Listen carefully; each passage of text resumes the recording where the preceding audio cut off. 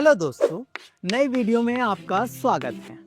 पिछली दो वीडियोस में हमने समझा कि आर्टिफिशियल इंटेलिजेंस यानी एआई अब हमारी रोजमर्रा की जिंदगी का अहम हिस्सा बन चुका है और अलग-अलग क्षेत्रों में उपयोग किया जा रहा है। लेकिन क्या आपने कभी सोचा है कि एआई की शुरुआत कहां से हुई? पुराने जमाने के कंप्यूटर्स जो सिर्फ तय किए गए इंस्ट्रक्शन फॉलो कर सकते थे, उनसे लेकर आज के स्मार्ट एआई टूल्स और सिस्टम तक का सफर कैसे तय हुआ, जो कहानियां लिख सकते हैं और वीडियोस तक बना सकते हैं। इस सवाल का जवाब पाने के लिए आइए समय में थोड़ा पीछे चलते हैं, वहीं जहां से ये सफर शुरू हुआ था। 1940 और 50 के दशक में कंप्यूटर्स के आकार बहुत बड़े हुआ करते थे, इतने बड़े कि पूरे कमरे भर जाए। ना कोई स्क्रीन थी, ना ऐप और ना इंटरनेट, बस तारे, स्विचेस और ढेर सारी लाइट्स। ये कंप्यूटर सिर्फ स्टेप बाय स्टेप निर्देशों का पालन करते थे। इन्हें इस तरह काम करता देख वैज्ञानिकों ने सोचा, क्या मशीन निर्देश मानने के अलावा और भी कोई काम कर पाएंगे? इन्हीं वैज्ञानिकों में से एक थे एलन ट्यूरिंग, जो एक ब्रिटिश गणितज्ञ थे। 1950 में उन्होंने एक बड़ा सवाल पूछा, कैन मशीन्स थिंक? यानी क्या मशीन सोच सकते हैं? यही सवाल आगे चलकर एआई की कहानी की नींव बना। कुछ ही सालों बाद 1956 में जॉन मैकार्थी नाम के एक वैज्ञानिक ने एलन ट्यूरिंग के इस विचार को आर्टिफिशियल इंटेलिजेंस का नाम दिया। यही वो पल था जब एआई का जन्म हुआ। इसके बाद आर्टिफिशियल इंटेलिजेंस वैज्ञानिक शोध या साइंटिफिक रिसर्च को आगे बढ़ाने में बेहद महत्वपूर्ण बन गया और वैज्ञानिकों ने ऐसे सिस्टम बनाने शुरू किए जो जानकारी से सीख सके, समस्याएं सुलझा सके और फैसले ले सके। 1966 में वैज्ञानिकों ने एलाइजा नाम का एक कंप्यूटर प्रोग्राम बनाया। एलाइजा दुनिया के पहले चैटबॉट्स में से एक था। चैटबॉट यानी एक ऐसा कंप्यूटर जो टेक्स्ट मैसेजेस को पढ़कर उनका जवाब दे सकता था। अगर कोई लिखता, मैं उदास हूँ, तो एलाइजा का जवाब आता, आप ऐसा क्यों महसूस कर रहे हैं? इस बातचीत से ऐसा लगता था कि कंप्यूटर सचमुच हमारी बात सुन रहा है, पर असल में एलाइजा बस कीवर्ड्स को समझकर पहले से लिखी हुई स्क्रिप्ट के अनुसार जवाब देता था। फिर भी ये एक बड़ा कदम था। एक कंप्यूटर और इंसान अब आपस में बात कर सकते थे। इसी दौरान भारत में प्रोफेसर एच.एन. महाबाला ने छात्रों तक कंप्यूटर साइंस की शिक्षा पहुंचाने में अहम भूमिका निभाई। उन्होंने 1960 और 1970 के दशक में आईआईटी कानपुर और बाद में आईआईटी मद्रास में भी कंप्यूटर प्रशिक्षण केंद्रों की स्थापना करने में मदद की। फिर 1980 और 1990 के दशक में वैज्ञानिकों ने कंप्यूटर्स को सिखाने के लिए एक नया तरीका अपनाया।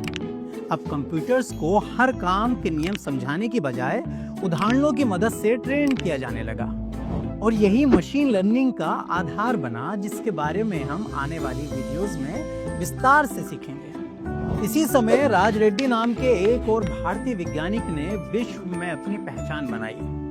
1994 में वे एशिया से पहले व्यक्ति बने जिन्हें ट्यूरिंग अवार्ड से सम्मानित किया गया। ये अवार्ड कंप्यूटर साइंस का सबसे बड़ा सम्मान है और राज रेड्डी को ये अवार्ड स्पीच रिकॉग्निशन और रोबोटिक्स में उनकी रिसर्च के लिए मिला। जैसे कि हमने पहले सीखा, एक ऐसा समय भी था जब मशीन सिर्फ सिंपल इंस्ट्रक्शन फॉलो कर सकते थे। वे इंसानी भाषा को बिल्कुल समझ नहीं पाते थे, पर राज रेड्डी के काम ने इसे बदल दिया। क्या आपने कभी अपने माता पिता या भाई बहन को उनके फोन से बस बोलकर गाना चलाते हुए या कोई सवाल पूछते हुए देखा है? ये उन एआई सिस्टम्स के ही उदाहरण हैं जो ह्यूमन स्पीच यानी इंसानों की बोली गई बातों को समझ सकते हैं। इसकी नींव राज रेड्डी के रिसर्च ने रखी थी। जब राज रेड्डी जैसे वैज्ञानिक कंप्यूटर्स को इंसानों की बोली समझना सिखा रहे थे, तब कुछ अन्य वैज्ञानिक ये खोज कर रहे थे कि क्या कंप्यूटर्स को मुश्किल समस्याएं सुलझाने के लिए ट्रेन किया जा सकता है।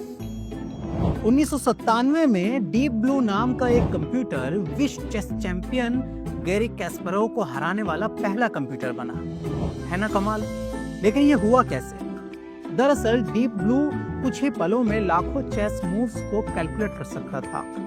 इस घटना ने पूरी दुनिया का ध्यान खींचा और ये साबित कर दिया कि कंप्यूटर्स अब मुश्किल से मुश्किल काम करने में सक्षम होते जा रहे थे। 2000 के दशक तक आते आते कंप्यूटर्स ऐसे भी काम करने लगे जो पहले नामुमकिन लगते थे, जैसे बच्चे किताबों, तस्वीरों और वीडियो से सीखते हैं, वैसे ही कंप्यूटर्स भी मैसेजेस, वीडियोस, तस्वीरों और इनके अलावा कई और सोर्सेज से भी सीखने लगे।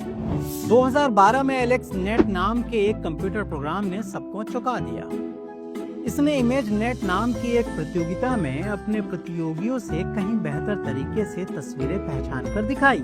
इस प्रतियोगिता में टीम्स को 1000 अलग अलग तरह की तस्वीरों और उनमें दिख रही चीजों को सही सही पहचानना होता था। हर साल वे टीम जीतती थी जिसका प्रोग्राम सबसे कम गलतियां करता था। एलेक्स नेट से पहले ज्यादातर कंप्यूटर प्रोग्राम्स बहुत एरर करते थे, पर एलेक्स नेट ने कुछ अनोखा कर दिखाया। ये पहला ऐसा प्रोग्राम बना जिसने एरर रेट 25% से भी कम कर दिया। हर नई उपलब्धि के साथ कंप्यूटर्स ज्यादा तेज और स्मार्ट होते गए। 2014 के आसपास वैज्ञानिकों ने कंप्यूटर्स को नया काम सिखाना शुरू किया, जो था आउटपुट क्रिएट करना, जैसे कि कोई तस्वीर बनाना। इसके लिए उन्होंने इंटरनेट और दूसरे सोर्सेज से बहुत सारे उदाहरणों का इस्तेमाल किया। लेकिन 2022 में जनरेटिव एआई तेजी से आगे बढ़ा। पहले के कंप्यूटर सिर्फ तस्वीरों को पहचान सकते थे या सवालों के जवाब दे सकते थे, लेकिन जनरेटिव एआई टूल्स इंटरनेट और दूसरे सोर्सेज से सीखी हुई जानकारी का इस्तेमाल करके टेक्स्ट, तस्वीरें, वीडियोस और यहाँ तक कि गाने भी बना सकते हैं। जनरेटिव एआई का ही एक प्रकार है जिसके बारे में हम जल्द ही विस्तार से सीखेंगे। और अब हमारे पास ऐसे एआई टूल्स हैं जो कहानियां लिख सकते हैं, तस्वीरें और वीडियोस बना सकते हैं, भाषाओं का अनुवाद कर सकते हैं और हमसे बातचीत भी कर सकते हैं। जरा सोचिए दोस्तों, हम यहाँ तक कैसे पहुँचे? हमने शुरुआत की थी उन कंप्यूटर से जो सिर्फ सिंपल निर्देशों का पालन कर सकते थे, और आज हमारे पास ऐसे एआई टूल्स और सिस्टम्स हैं जो कुछ ही पलों में नए रिजल्ट्स क्रिएट कर सकते हैं। लेकिन सबसे दिलचस्प बात यह है कि ये सिर्फ शुरुआत है। जो सफर एक वैज्ञानिक के सवाल क्या मशीन सोच सकते हैं से शुरू हुआ था, आज न केवल बहुत आगे बढ़ चुका है,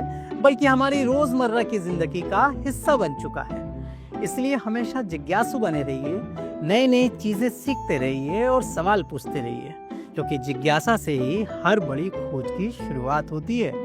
मिलते हैं अगली वीडियो में। बाय बाय दोस्तों।